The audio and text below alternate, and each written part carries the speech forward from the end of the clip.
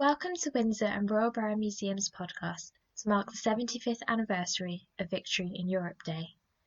We will be talking to special guests and sharing clips from our oral history collection to help us reflect on what the Homefront experience was like in the local area, and also to think about what the Second World War meant and still means to residents in the Royal Borough of Windsor and Maidenhead.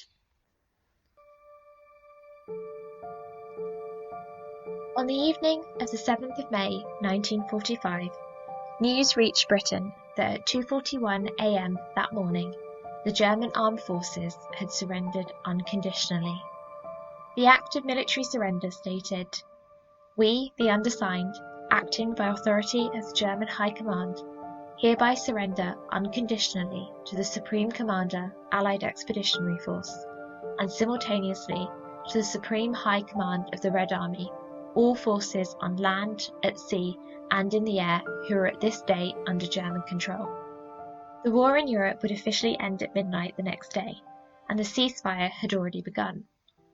Britain rejoiced and prepared for a national holiday.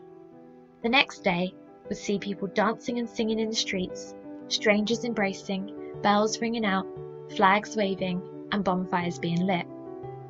Huge numbers descended on the Mall to celebrate and get a glimpse of the royal family on the balcony of Buckingham Palace.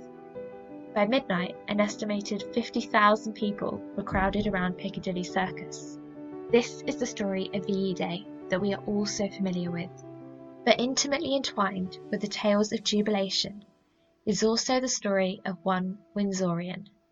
Because those words that I read to you a moment ago, the words that comprise the act of military surrender, were written by John Council, the manager of the Theatre Royal in Windsor from 1933 until 1985.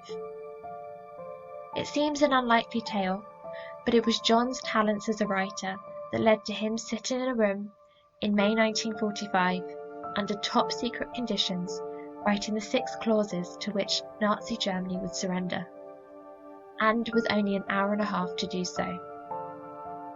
John had left Windsor to join the British Army in 1940 and quickly rose to the ranks of colonel and began ghostwriting official reports for Allied Commander General Eisenhower, though I am sure he never imagined that he would be the one to write the document that would finally end the horror that had descended over Europe for the past 5 years.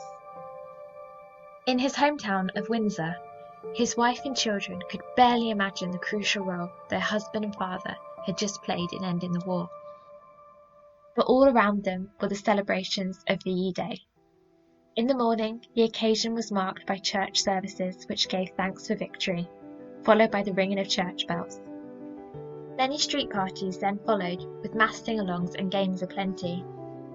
In the Windsor and Royal Borough Museum collection, there is a wonderful photo of a party taking place on Alma Road, Windsor, outside the childhood home of another prominent Windsor resident, Sir Sidney Cam, the designer of the Hurricane fighter plane.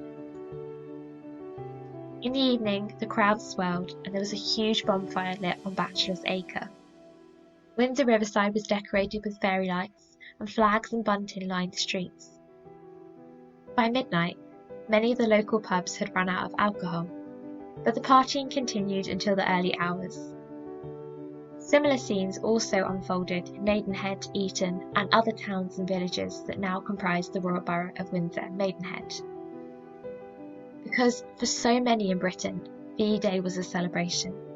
Tyranny had been defeated, many would be reunited with loved ones, and they would no longer live in fear of air raid sirens and the eerie hum of a V-1 rocket. But the war raged on in the Far East and Pacific, and not all continuing to fight on the battlefronts would make a safe return. After the dancing and singing came reflection on what had been lost and ruined, and on how the country would rebuild. It was a time of mixed emotions, and so in 2020, as we mark 75 years since VE Day, and remember the important role a Windsorian played in the final hours before surrender, it is also just as important that we reflect on the varying ways in which individuals connected to the Royal Borough of Windsor and Maidenhead experienced their Second World War.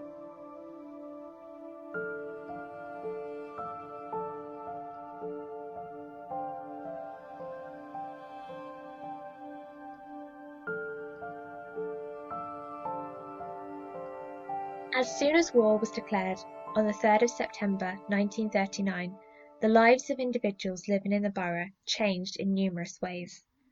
Men aged 18 to 41 were conscripted into the armed forces, but as they left, others were arriving in town. Between the 1st and 3rd of September 1939, 1.5 million children were evacuated in Britain. In this first wave alone, 6,000 arrived in Maidenhead and around 8,000 arrived in the Windsor and Slough area in the first year. Doreen Crowhurst was evacuated from London's East End to Windsor in 1939. Like many evacuees, she travelled with her school friends, and they were accompanied by their schoolteacher from home. Could you tell us about the day you left London to arrive in Windsor? We got up very early because we had to be at the school by 9 o'clock. We had to take packed sandwiches with us and a change of underclothes and nightclothes. Being from a very poor family, we didn't own a suitcase, so everything was put into a pillowcase, and we had a gas mask with us. My dad went to work and couldn't come. My sister was crying too much to come, so it was my mum and my big brother, who was 21. We got to the school and had a roll call. There must have been about 300 of us. And as the buses pulled up, big red double-decker buses, some kids had never been in a bus. I was lucky that I had. Everyone was crying, mums, dads, kids, everyone. And we boarded the buses and we drove to Bromley by Bow station, which was partly on top and partly underground, which was very frightening at the time. We went as far as Richmond station. We all got out and went to the toilet and had a drink. Back on the train, the teacher said, "Would you like to go to Strawberry Hill or Windsor?" Everybody said Strawberry Hill, but we ended up in Windsor. When we arrived at the station, there were Boy Scouts waiting for us, with little paper carrier bags in which we had barley sugar, biscuits and a few sweets. We then walked up Castle Hill, through into the Acre, and in Bachelor's Acre we went into the Royal Free School.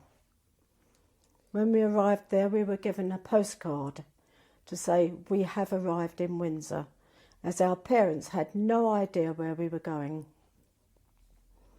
We would then walk down to Pescott Street and through a little alleyway which was King Edward Court in those days, which is now all shops. There were 3 rows of terraced houses: Edward Square, Denmark Street, Goswell Road. We all stood in the middle of the road, and people who wanted to take in a child had a number card in the window, how many children they could take. This lady came up to my cousin, who was supposed to be looking after me. "I'll have this little girl," she said, "because she's 13 and can sleep with my daughter." My cousin then said, "No, I've got to take care of Doreen." So the billeting officer said, "Well, Doreen can stay here for 1 or 2 nights. We'll send round a camp bed and a blanket." So we went into the house, and the first thing we were told to have, go to the toilet, which was outside, wash our hands and have our sandwiches, which by this time were very dry. And she said, "You can put your sandwiches in the pig bin." And I thought, "Oh, how lovely, they've got pigs in the garden." Unfortunately, it was just a bin to collect the food. We had some fresh sandwiches, and I was told to call the lady Aunt Maud and the man Uncle George. When the daughter came in from work, who was 16, she took me on the ferry over to the Brocas, and we went to the fairground. Everything was lovely until it was bedtime. Straight away I wanted my mum. We all did. They had no gas lights upstairs, just a candle, and it was flickering and it was very, very frightening. And the rain was coming in through the ceiling, so we had a raincoat on the bed. Mrs. Allen came upstairs and if I give you a penny, will you stop crying? No, I want my mum. And we did. We desperately wanted our mums. But we eventually went to sleep, and the next morning we had to go to St Stephen's Church, where Father Heald told us war had been declared. And we ran back to the billet, and Mr Allen made us put on our gas mask and sat us in the coal shed. Is Mr Allen is Uncle George, isn't he? That's... And Mrs Allen is Aunt Maud. Lovely. So what was it like in the coal shed? Well, it was the coal shed. Very funny when I look back now. It was in the house, under the stairs. That's where the coal was tipped. And we sat in there with our gas masks on till the all clear went. Offering an alternative perspective on wartime evacuation, June Rayner recalls what it was like to be a child and have evacuated children come to live in your family home. June lived with her parents in Windsor. I can remember in the war, changing the subject again, saying back about Holy Trinity School, we came to, when the war was on, we had a lot of evacuees come down from Poplar, and all the people in South Place, the majority of us, we had to take people in. Now, we only had 2 bedrooms, but I can always remember my mum put a curtain across her bedroom so that my sister and I could share the bedroom with my mum and dad, and then my mum could let, I suppose you call them evacuees that come down from London, they used to have the other room, and there was quite a lot of them. So you all had to make room for the people, 4 people coming down from Poplar and London all round that were getting bombed out. In the Windsor Royal Borough Museum Oral History Collection, there are many accounts of what it was like to be a child living through the Second World War, both in the borough and further afield. They offer fascinating insights into how children interpreted the chaos unfolding around them, often forming innocent and naive interpretations of events. Additionally, some of the events from the time that made the greatest impression on children and stayed with them into adulthood are not necessarily what we might expect. Tony Messenger recalls what the war meant to him as a child. I remember the war quite clearly, and I remember awful stories of terrible ships being sunk and men being killed and what have you. But I have certain things I remember so vividly. We used to be taken up to what is now the Cavalry Exercise Ground in the Great Park, and there was a firing range there. And at my tender age of probably about 3, I thought that was seeing the soldiers lying down firing into the sandbank at the other end. That was where the war was going on. I remember my mother telling me that the war was over, and everybody was happy, and everybody was kissing everybody, and everybody was dancing in the streets and so on. And I cried, I burst into tears, because I rather liked going up to watch these soldiers in the cavalry exercise ground shooting, and I thought it was rather fun. And I thought I wouldn't go and see my war anymore, and that was the end of my war. Dr. Brigitte Mitchell moved to live in Windsor from Germany in 1959. As a child, she recalls seeing a hurricane over the Ruhr. Now, Brigitte, you have a particular wartime memory which you'd like to talk about. Yes, when I was around just 4 years old, right at the end of the war, we were aware that the Allied troops were marching in, and where we lived on top of the hill overlooking the Ruhr, you could look down into the valley and actually see the troops, and my mother and the older siblings had gone down there. I was on my own, sitting on the swing at the back of the house, and our maid was in the house with the baby. And I heard first an aircraft approaching, kind of looked up, and so very, very close, at an angle, a small aircraft flying. I could see the pilot, and with his leather helmet or cap, but I thought he hadn't done up his chin straps because they were hanging down either side of his face, and I later on discovered that's what they looked like. And I saw this man in the aircraft, and I was frantically waving at him. I wanted him to notice me, and he didn't. He was just too intent on what he was doing. And a little while later, I could hear, I don't know if it's the same or another aircraft approaching, and at that moment our maid had realised what was going on outside. She came out and dragged me off the swing, and we rushed into a little woodland that we had the other side of the house, and where we had a dugout, and I was most incensed. And this was part of the Allied advance into Europe? Yes, the Allied had crossed the Rhine, and they were going through the Ruhr, marching towards Berlin, and it would have been in late April 1945. Right. And what age were you then? I was 4 and 3 months, or 2 months. What feeling did you have seeing this Allied plane? I was delighted. I only remember as a child, there's an aircraft. I'd never seen one close up like that. We'd watched the aircraft coming in over the Dutch border on bombing raids, but we'd never been made. My mother never sort of worried us about it. She always sort of.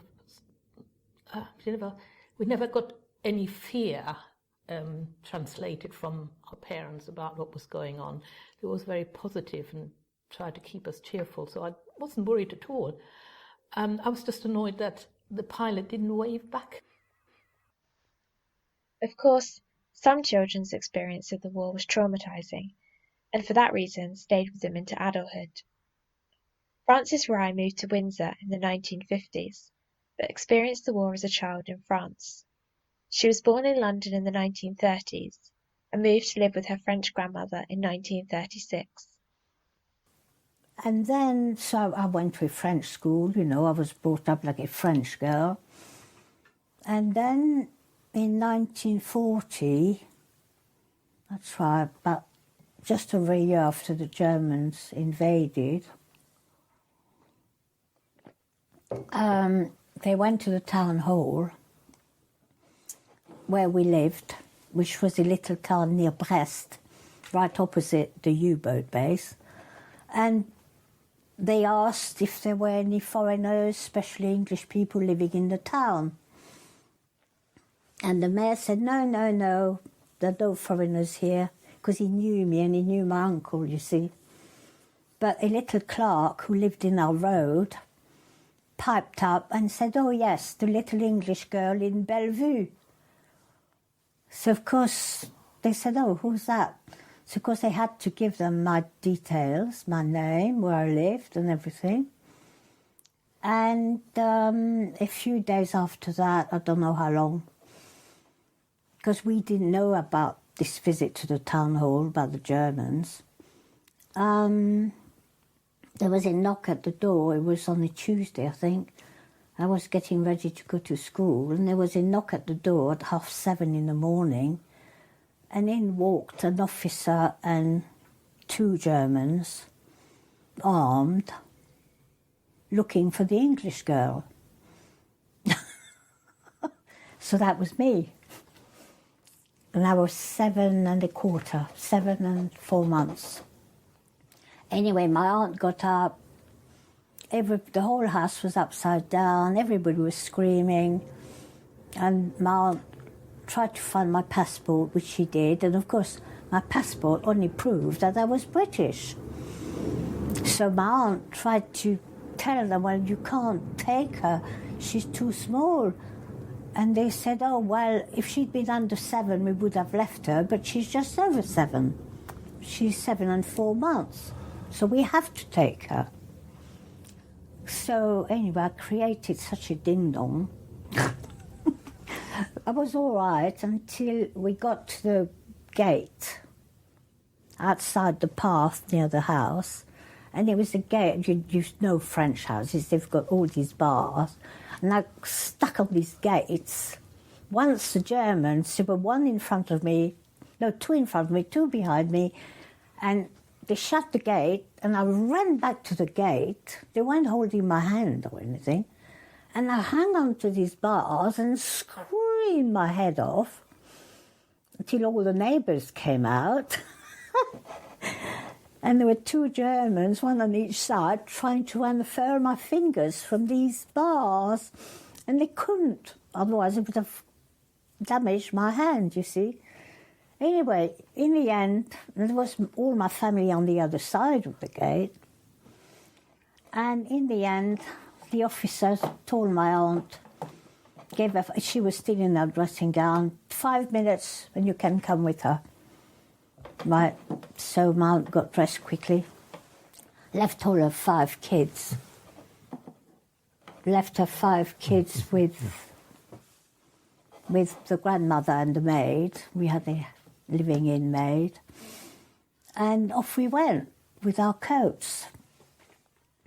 And so I settled down. I had my aunt with me, you know. So suddenly I was all happy again.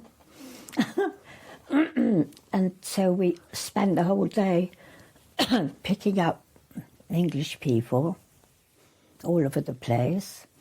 And then in the afternoon, it was very cold. It was December and it was very cold. And the officer drove in the saloon car with his driver. And he took pity on us because we must have been trembling with cold. We had no drink, no food. And he told us to come and warm up into his saloon. So we did. And of course, my aunt is quite a garrulous person, you know. And the officer spoke French. So she started speaking to him and everything. And he turned round. That's all I remember of the conversation. He turned round and said to my aunt, "Hitler est fou." Which I thought, oh, well, if Hitler's mad, I'm safe.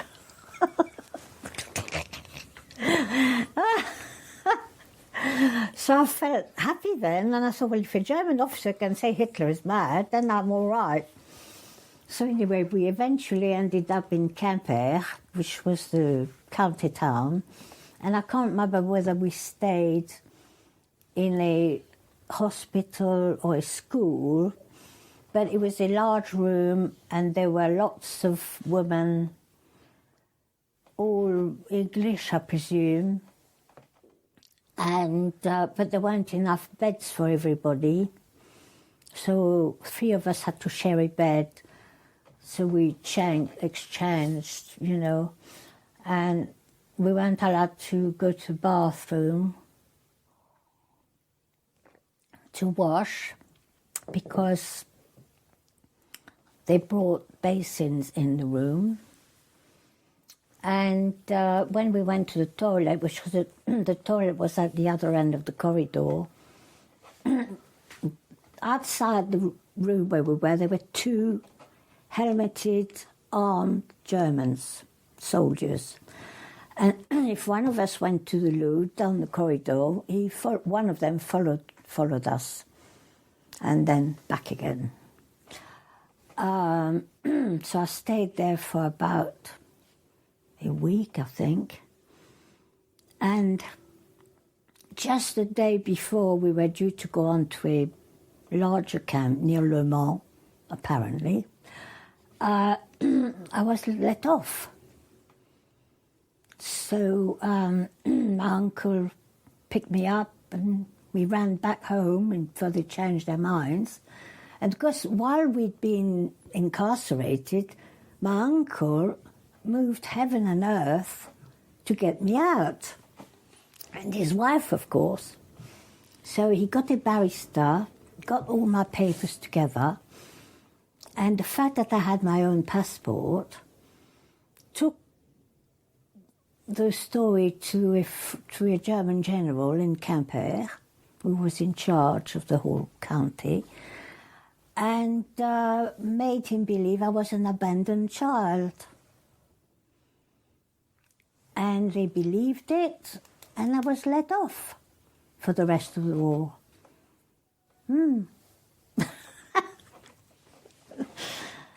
So So I've ended up back at school and did the war like everybody else.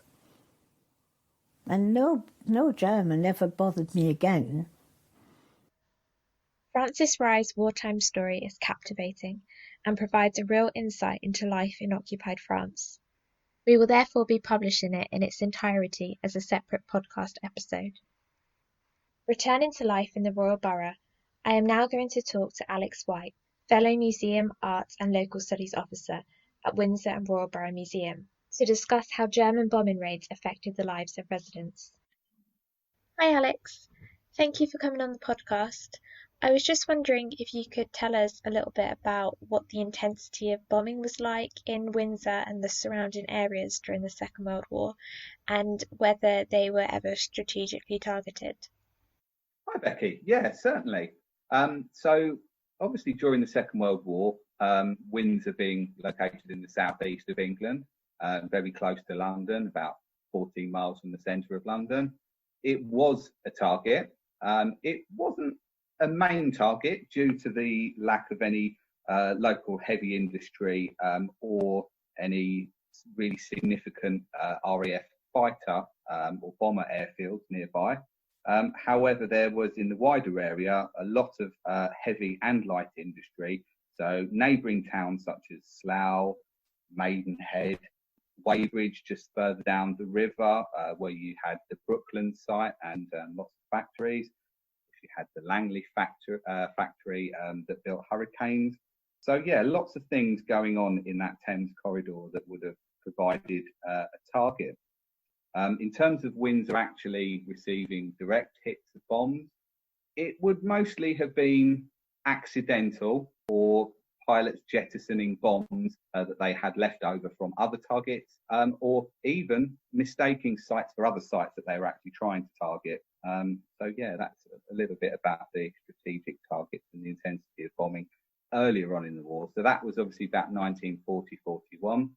Moving towards the end of the war, when the RAF had secured control of the skies, largely over Britain, and the Nazis were being pushed back further into Europe post D-Day, we had the launch of the so-called revenge weapons, V1 and V2 rockets later on.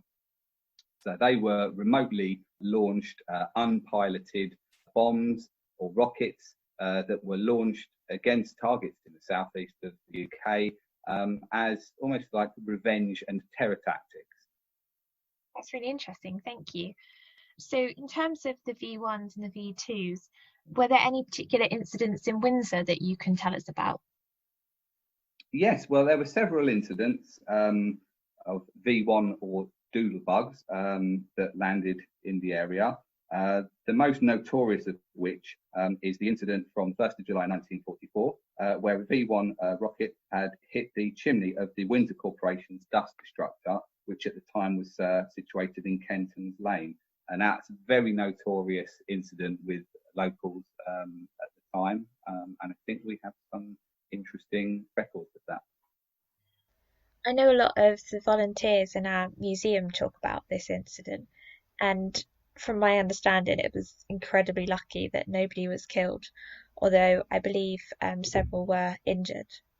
But when I've been told about this story, or the first time I was told, I was like, what is a dust destructor?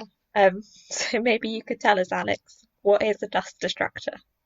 Okay, so dust destructor is a Victorian waste furnace where the street sweepings collected ash, dust, other household and street waste was taken and incinerated. Wow, who knew? So shortly we will play some of the oral histories we have that recollect that day, and they're all really fascinating. But before we do so, I just wanted to ask you about another story that I often hear that relates to Hitler and Windsor Castle. Could you tell us a little bit about that legend? Yeah, absolutely. Yeah. So there is an unsubstantiated legend that certainly as far as I've found anyway, that Hitler had ordered the Luftwaffe not to bomb Windsor Castle during the Second World War.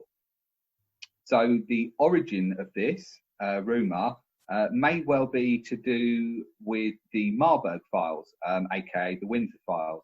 So these were a series of top secret German foreign ministry files which were discovered in Germany in May 1945 at the end of the Second World War. So the contents of these files may contain information about the Duke of Windsor and Wallis Simpson and their relationship to the Nazi Party and senior Nazis. There have been theories that there were plans for the abdicated king and Wallis Simpson to be used as kind of puppet king and queen of the UK, possibly ruling from Windsor Castle. This has also been linked to speculation about several London buildings which were allegedly earmarked by the Nazis for future use, possibly as a headquarters. So we have Whiteley's, which is a famous department store, or was, in Bayswater. We also have the Charles Holden designed Senate House, which is the University of London Library building now in Bloomsbury, with the first skyscraper in London. Also, incidentally, the influence for the Ministry of Truth in George Orwell's 1984. Oh, that's fascinating. Thank you very much, Alex, for joining us today, and hopefully we'll hear you again soon on a podcast. Yeah, brilliant. Thank you. We have quite a few oral histories in our collection that recall the dust destructor incident explained by Alex. Len Nash, for instance, grew up hearing about the day from his grandparents. My granddad had an allotment further down the road. Anyway, one day this V1 Dougalbug came over and hit the recycling site. In fact, I think it hit the chimney, because I can remember as a kid the chimney was there for ages afterwards, and it was sort of like cut off and jagged and black, and I think it actually clipped the chimney which is why there was quite an extensive blast there, because I think it actually exploded in the air rather than going into the ground and exploding.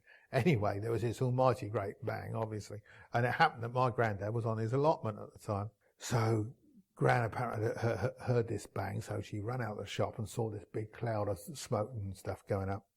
So she locked the shop and went down the road, and there's my granddad coming the other way. And from a distance, it looked like he was absolutely covered in blood. He was bright red. All his face, everything apparently covered, my gran had 50 fits. Oh my God, he went up to him, and what it was brick dust. It was a very hot day, and he'd been sweating digging his garden, digging his allotment, and this thing had gone off, thrown him down on the floor. The blast had knocked him on the floor, but as he lay there with all sort of being sweaty, all this brick dust came down and of course stuck to him. So he was bright orange all over his, so my gran ran up to him and gave him a big hug apparently, and you all right, you all right? Yes, of course I'm all right, yeah. Are you hurt? Look at me, it's not blood, I'm all right, So she turned and said, if you'd have got home, come back in line you said you were going to in time for your dinner, it wouldn't have happened, would it? So my poor old granddad got this sort of shellacking from a gran for being late for his dinner and nearly getting blown up with a V1. I thought that was wonderful. That was typical of my nan, actually. Pamela Marsden saw the flying bomb pass over Slough. When I was very young, my father worked at ICI Paints in Slough, and every year they had a garden fete. And this particular year, we went there. It was on Petersfield, which was right next to the railway in Slough. My father had gone off to Windsor to play a bowls match, and I was watching some races, and all of a sudden we heard this noise, and people looked up, and over the factory, the ICI factory, it's a doodlebug, it's a doodlebug. And we all watched it as it went over our heads and over the railway, and a sort of sigh of relief that it had gone. And we watched it go into the distance, and suddenly it stopped, and there was a sort of scream, it stopped, it stopped, it stopped. And suddenly it fell. And I saw pink dust coming up in the air. John Hancock describes how the incident could have been more devastating than it fortunately was. But I remember another incident during the war, and this of course is fairly well documented. I was at the Imperial Service College Junior School in Imperial Road, and I used to score for the first 11. And one afternoon, one bright sunny afternoon, there was all the pitch and all the cricketers out there playing cricket. And there was a moat around Clewer Manor, as it was called. It was old Squire Foster's house before that. And all of a sudden, there was I minding my own business, or rather minding my scoring business, and all the cricketers suddenly flung themselves flat on the ground. By the time I got into the ditch, the moat, there was an enormous explosion, and it was when this flying bomb, this doodlebug, hit the dust destructor at Clewer, and it was fortunate, very fortunate, because the Imperial Service College Junior School had a huge schoolroom with huge windows at either end, and up till about half an hour or less before this incident, the whole school used to gather in there for a sort of quiet hour after lunch. And had that bomb gone off, because all the windows were blown in, right the way across, in smithereens, shards of glass everywhere. And if they'd all been in there then, it would have been absolute murder. But it wasn't. Nobody was hurt there. I think not many people. I don't think anybody was killed actually on the dust destructor, because it hit the dust destructor high up. Again, if it had come down amongst the houses, that again, it would have been a very much more serious thing. Unfortunately for Robert Haber, however, his family home was damaged by the doodlebug. When I was very, very young, my mother told me that we had a doodlebug hit the dust destructor in Kenton's Lane, and there were 3 or 4 houses that were really damaged by the blast, of which ours was the middle one. And I do remember, in fact, probably my very first memory was of the man painting, distempering the rebuilt kitchen, saying slapdash all day long. And I remember that particularly. But I was when the doodlebug actually hit, I'd been taken down to the shops now at the corner of Vale Road with my godmother, my next door neighbour. So I was lucky. Had I been at home, I would have probably been badly hurt. On the exact same day as the dust destructor was hit, another V1 flying bomb exploded in Maidenhead. I'm now going to talk to Richard Pode, chairman of the Maidenhead Heritage Centre, to find out more about it and speak more generally about Maidenhead and the Second World War. Hello Richard, thank you very much for being on the Windsor and Royal Borough Museum podcast. And to begin, would you be able to tell us how Maidenhead and the surrounding areas fared in terms of bombing during the Second World War? Well, first of all, Becky, thank you for inviting me to take part in your podcast. It's important that as you're the Windsor and Royal Borough Museum, that you get something in from the western end of the borough. Maidenhead had a quiet war, really. There were various bombing raids, but most of them were random. And the general belief was that the German bombers had missed their planned targets and were dumping the bombs before they headed back home. And in fact, the doodlebug V1 flying bomb, which landed in Maidenhead, like the one that landed in Windsor, had overshot London and just happened to hit Maidenhead. But mercifully, it only killed one person, but it landed in the Cornwallis area and damaged 1,000 buildings within a radius of about 500 or 600 yards, around about. And if it had gone another couple of hundred yards, it would have landed on a well-known jam factory, the St. Martin's Jam Factory. And that would have made quite a blaze. But we've got a couple of oral history eyewitness accounts from our archive from the late 90s, I think, these interviews were done. There was a lady called Zena Shepherd who was 8 at the time, and she was coming home from the shops with her granny. And she was inclined to dawdle, and Granny kept hurrying her along. When they got back to Granny's house in Harrow Lane, she went upstairs and was looking out of the window when there was an almighty explosion, and she saw debris flying absolutely everywhere. "There you are," said Granny. "I knew something was going to happen." So just because to put, even in far off days, grannies were prescient and knew everything. There's another quotation from a man called Peter Keeley. He was born in 1927. He was actually working in a factory not far from where the V1 landed.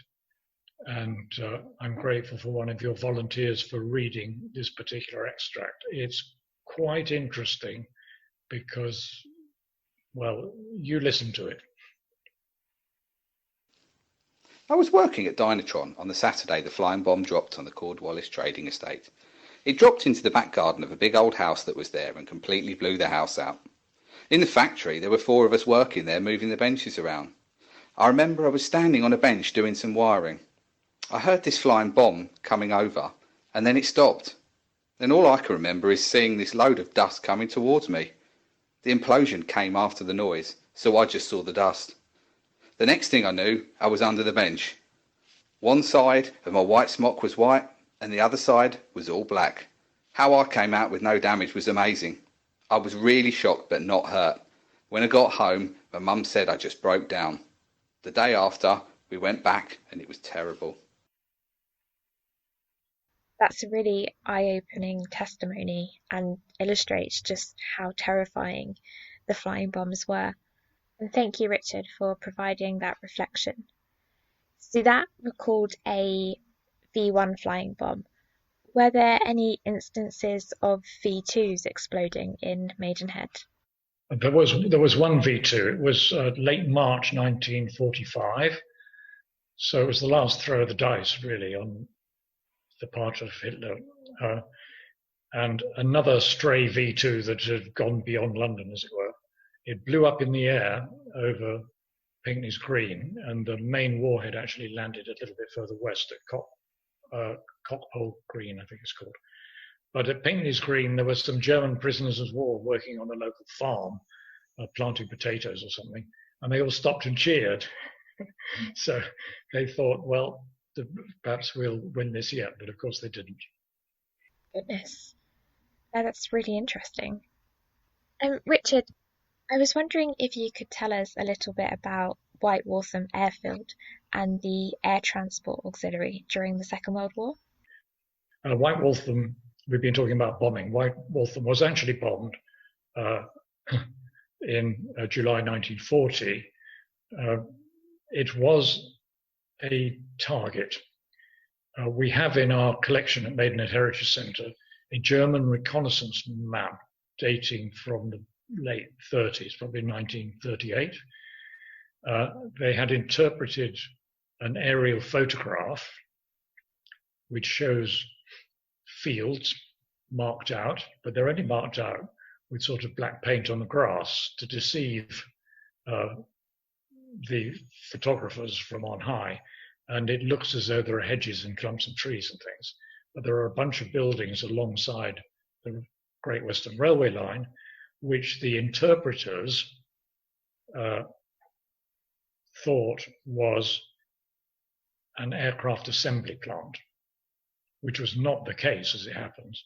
So the text says this has been recognized as an aircraft assembly plant and therefore is a legitimate military target. The photograph was correctly interpreted that it was the last bit as what the heck the big hangars were being used for. So it was bombed in July 1940, but one man was killed and several were injured. 7 Tiger Moth trainer biplanes were destroyed, and operations briefly had to move to relief airfields in Bray and Walthamstow and Lawrence. But at the time, the airfield was home to an RAF elementary flying school and to the expanding Air Transport Auxiliary, which is Maidenhead's only significant claim to wartime fame. And at Maidenhead Heritage Centre, our hugely important ATA collection even has its own website, which is called atamuseum.org.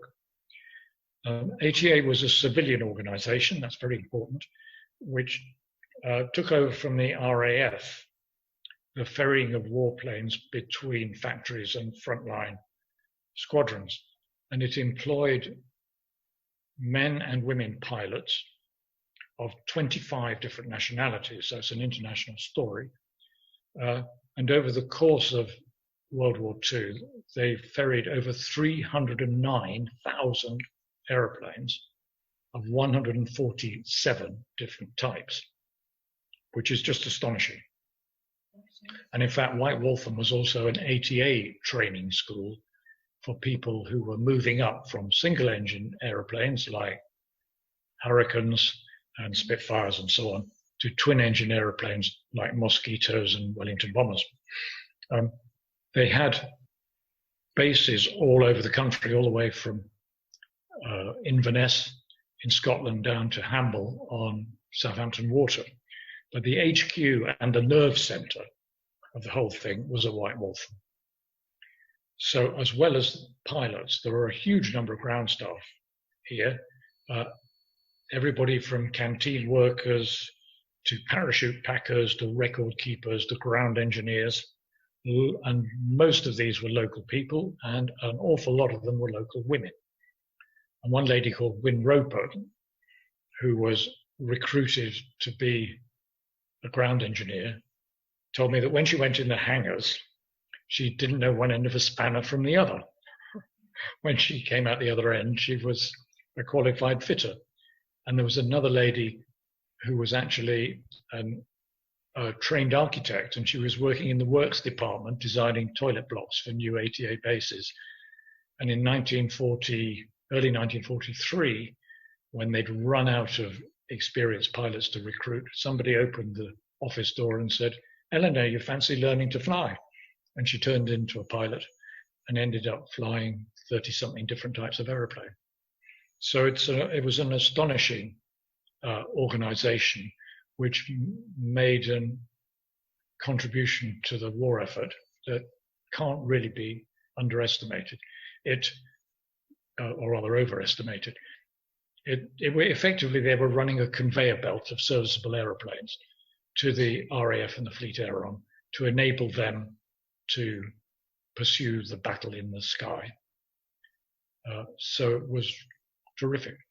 And the work of an ATA pilot was incredibly varied. They didn't know from one day to the next what they would be flying tomorrow. And they often did days' works where they flew half a dozen, even more flights in a single day, and with every single flight being in a different sort of aeroplane, varying from an old-fashioned biplane Tiger Moth to something as big as a Lancaster bomber and everything else in between. I'm a retired pilot, and every time I read this story, my mind is boggled. It's just extraordinary. So it's a fantastic story, and if people listening want to know more about it, I invite them to go to our ATA website to have a read. It's just astonishing. And Richard, is there anything else that you would like to share about Maidenhead's war more generally? Yes, I think it's quite important that ATA wasn't the only thing here. First of all, like every other town in Britain, factories of all kinds, all shapes and sizes produced equipment for the war effort. A company called Dynatron Radio, and some of your older listeners might actually remember Dynatron radios in the post-war period. They produced radar simulators to help train radar operators. And that was an absolutely essential task, of course. In Oldfield Road, the Whitney Works produced parts for Halifax bombers, and a company called British Air NATO supplied steel and brass fittings for the Royal Navy, and over 1 million couplings for heavy bombers. Even the posh Biggs the jewellers in Maidenhead High Street, where Queen Mary used to come and shop, made delicate measuring instruments for various electrical appliances. So the list goes on.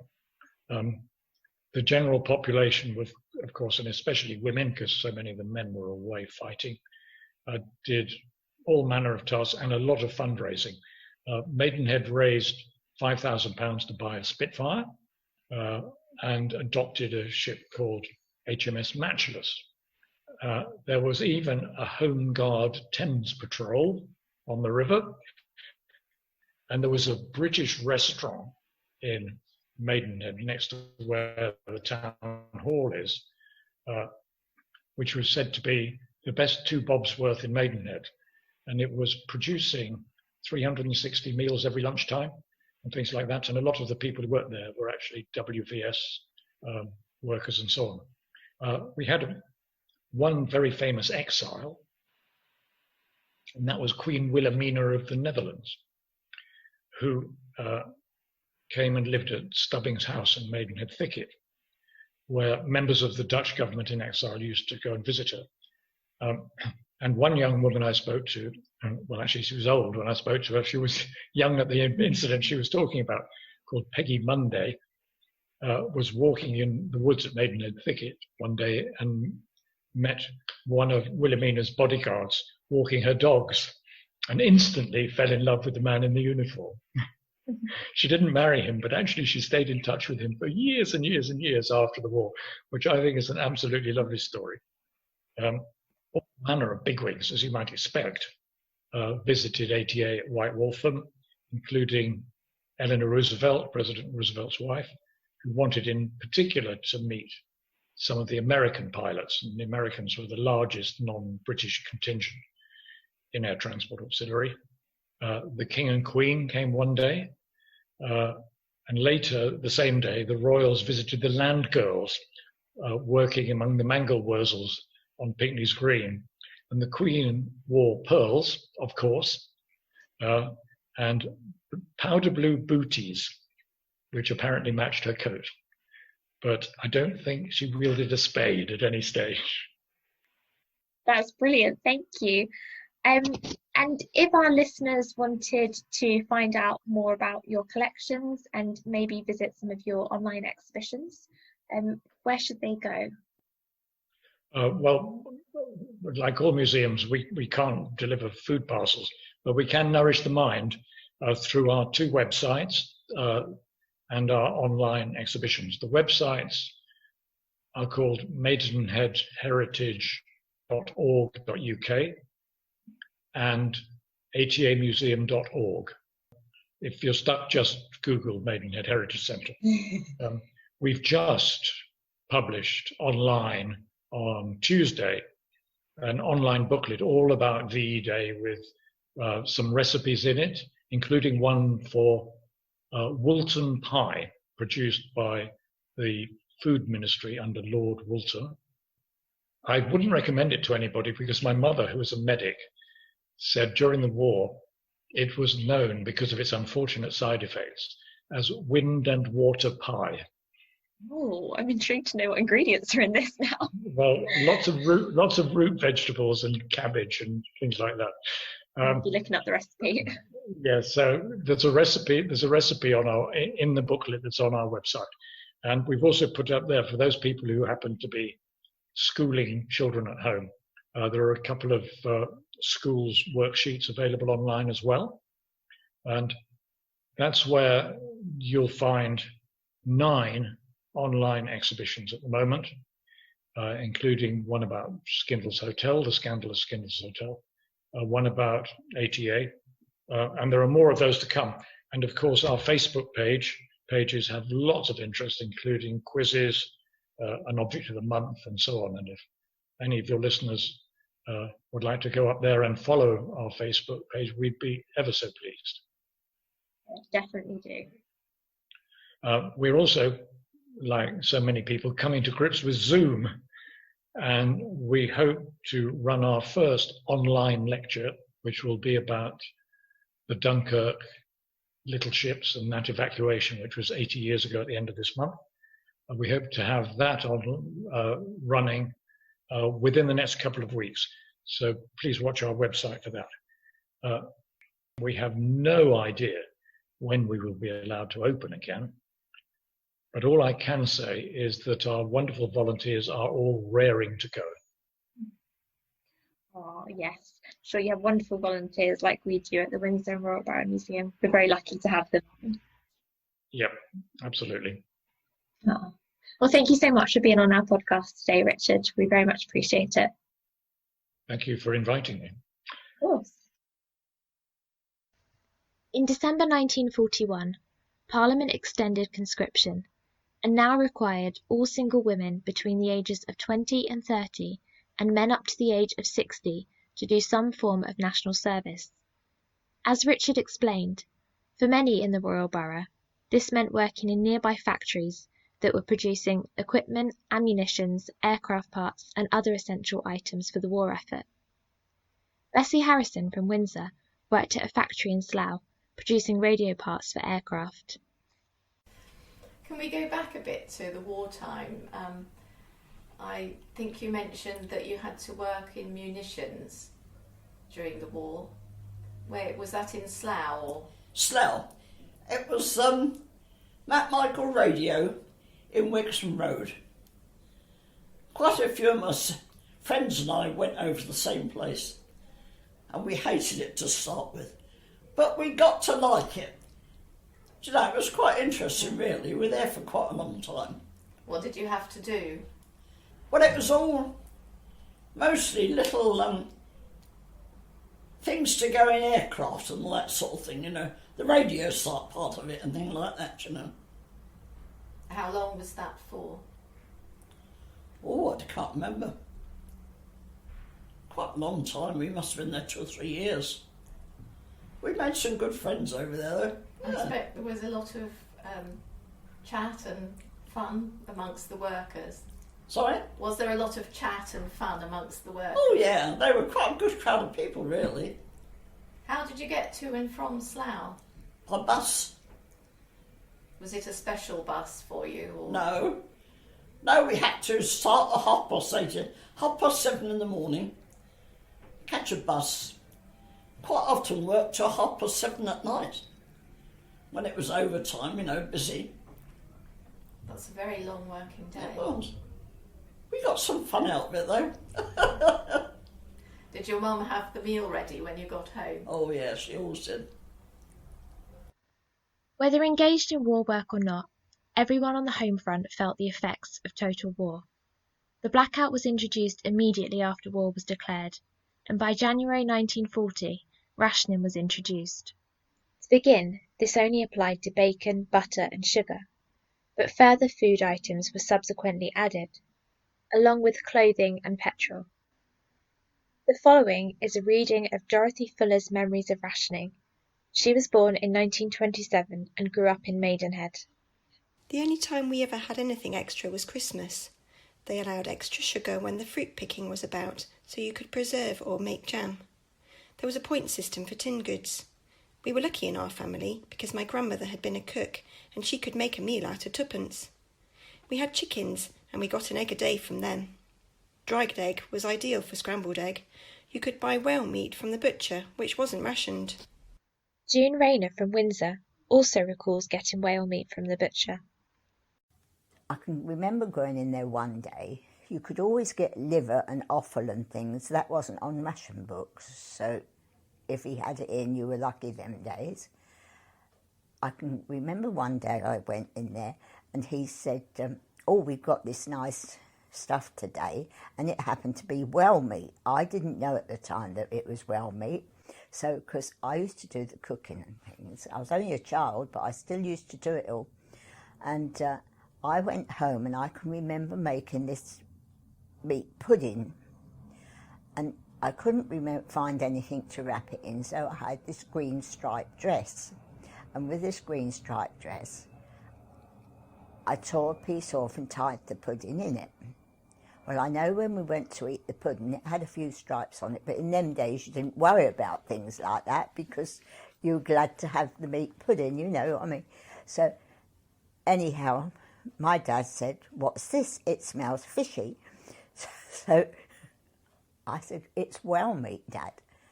Oh, because that caused riots in the house, didn't it? So we didn't use that no more, did we? We didn't come to that again. The following is an extract from Peter Emmons' wartime reflections. He lived with his family in Maidenhead. We ran our shop, Emmons Brothers, in Queen Street. We would have a queue for onions that went around the streets. Onions and bananas were in short supply. Potatoes were plentiful. There was a national competition for the best window depicting potatoes. We fashioned up Potato Pete, a doll, and made up small sacks of potatoes to dress the window. We won the competition. The next clip is a reading of a memory from Sheila Smith, born 1929 and also from Maidenhead. Clothing rationing was quite hard, but you became very ingenious.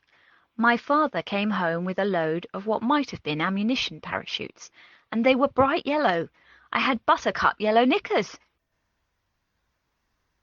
Everyone in Britain had their lives completely transformed by the demands and consequences of total war. Many had lost loved ones who were fighting overseas, and now, as war was no longer confined to the battlefields, many lost their homes, their livelihoods, and witnessed firsthand the devastation caused by weapons from the air. People would carry these memories with them for the rest of their lives, and this is something to reflect upon as we commemorate VE Day 75 years on. However, despite all the turmoil and trauma, for a few, there were some happy things that came from the war. Helen Grout describes how she met her husband while she was a nurse in Turkey, and following the end of the war, moved to live with him in his hometown of Windsor. How long did you live in Turkey for? I came here in 1945. Okay, why did you come here? Because I married a serviceman in Turkey. And what was his name? Bill Grout, William Grout. And how did you meet William? How did I meet William? Well, during the last war, Turkey wasn't at war, but there were a lot of servicemen in Istanbul. They were watching the enemy not to go through Turkey. And the British community in Istanbul arranged dance evenings to keep the boys happy. They lived in a camp and asked to come English-speaking girls to dance with them.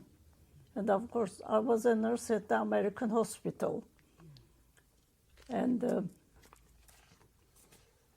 we had an invitation, and I met him there. So you were, how old were you when you met him? How old was I? I was in my early 30s. And you were working as a nurse? I was working as a nurse. I was trained at the American hospital. Right. I could speak English. Can you describe some of the dance evenings? What they were like? Or the dances? What were they like? Well, like everybody else. There was in a hotel, and there was a group of musicians just playing the dance music, and we were dancing. What kind of dances did you dance?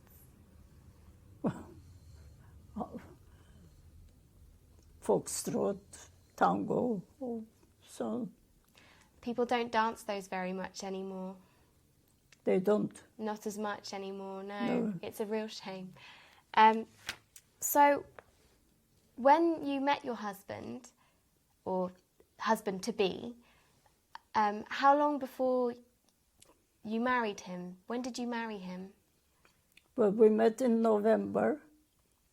We were engaged in January, and he asked to be married, but he was a soldier, of course, and he had to wait so long before he can marry me. And before we could get married, the war was over, So they all went into uniform because there was so much to clear, so much work. So this was on and on. We couldn't get married until October. So you had to wait a long time. Yes. How did you feel about that? Well, had to obey the orders. He couldn't help it. And when you married in October, what year was that? 1945. And then you moved straight to Windsor? No, we had to wait for transport. Everything was upside down. Then they sent us to Beirut first to see if we could get on a boat. No, we couldn't. Then they sent us to Egypt. So we were there a month before a boat came and took us to Glasgow. And from Glasgow we got a train to come to Windsor. That's quite a journey. Well, yes, it was quite a journey. Do you have any memories from that journey? Do you remember anything from the journey? Any? Well, the men were in one part of the boat. The women were in the other part. There were a lot of separation. But you had to. It was war. Victory in Europe Day marked the beginning of the end, the starting point of the hope for a better world, one that was characterised by freedom, equality and peace. However, it is important to remember that even after Japan surrendered on the 15th of August 1945, bringing the war to a final close, the effects of the Second World War remained for a long time to come, and this was true at an international level, but also individually. Many found it hard to adjust to civilian life after years of war, and others had to try and cope in a world without loved ones, and live with their traumatising experiences. The economic consequences of war would take their toll, and rationing would continue for many years. Everything was transformed. The world, the Royal Borough, and individuals were all shaped by the all-encompassing Second World War. Thank you for listening to the Windsor and Royal Borough Museum's VE Day podcast. We hope the histories we have shared will enable you to reflect on the varying ways in which war was experienced by individuals in your local area.